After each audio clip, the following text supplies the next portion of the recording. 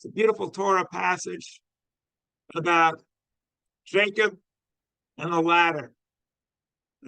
My voice, unfortunately, is a little bit weak, but the message of this Torah reading is sheer power. It tells about the fact that our ancestors were dreamers, not just the ancestors of the Jewish people, but all the families, all the people of the earth will be blessed through this dreamer who had a vision of this transcendent power that extended to the Most High and descended all the way down to Mother Earth, indicating that there are miracles throughout the cosmos and throughout this planet. Miracles that are manifest at every moment of every day. Miracles that we take for granted. My friends, just because on Thanksgiving we celebrate the harvest and we celebrate the miracle of food growing out of the earth, channeling energy from 93 million miles away and converting it into food, just because that happens every day doesn't make it any less of a miracle. Let us just ponder this for a moment. How amazing it is that we live on a clement planet that can grow food, not too close or far from the sun, that can grow food that we can eat. We take time on Thanksgiving. Let us take time every day, celebrate these miracles. Some people say, I'm a realist.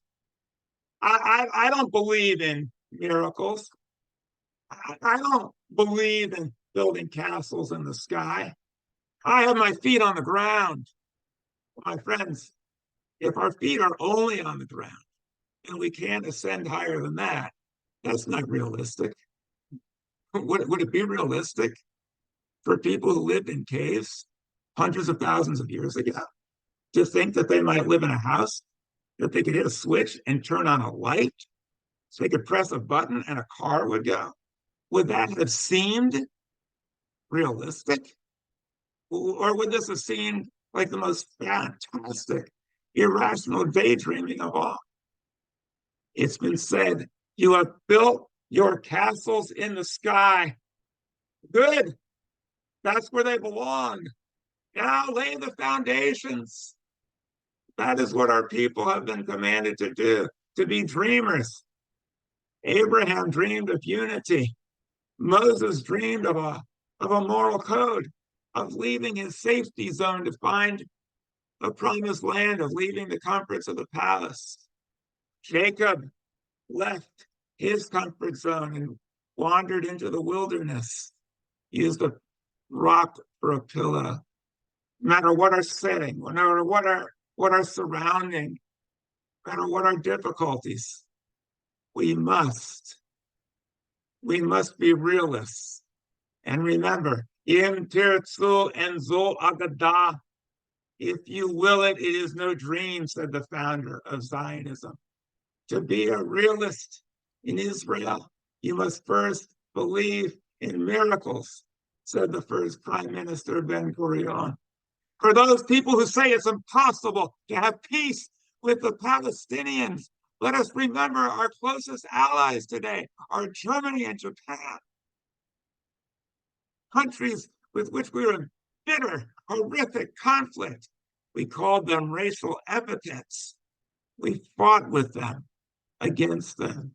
My friends, let us recognize the fact that within the human heart is the capacity to cooperate, to love, to overcome, to transcend. Let us give thanks for miracles, for friends, for family, for food, for fun, for fellowship, for interfaith leaders. Let us give thanks.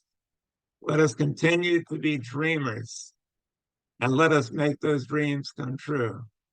They have many, many different ways of saying this in many different traditions, but I'll end with this. Qué lindo es soñar despierto. How wonderful it is to dream while we're awake. To indicate that we can do what Maya and Linda were talking about, to use mindfulness to build dreams of peace and love, to plant seeds of joy, and to reap a wonderful harvest. Shabbat Shalom. Let us give thanks on this Thanksgiving Interfaith Shabbat, and let us build a world of peace.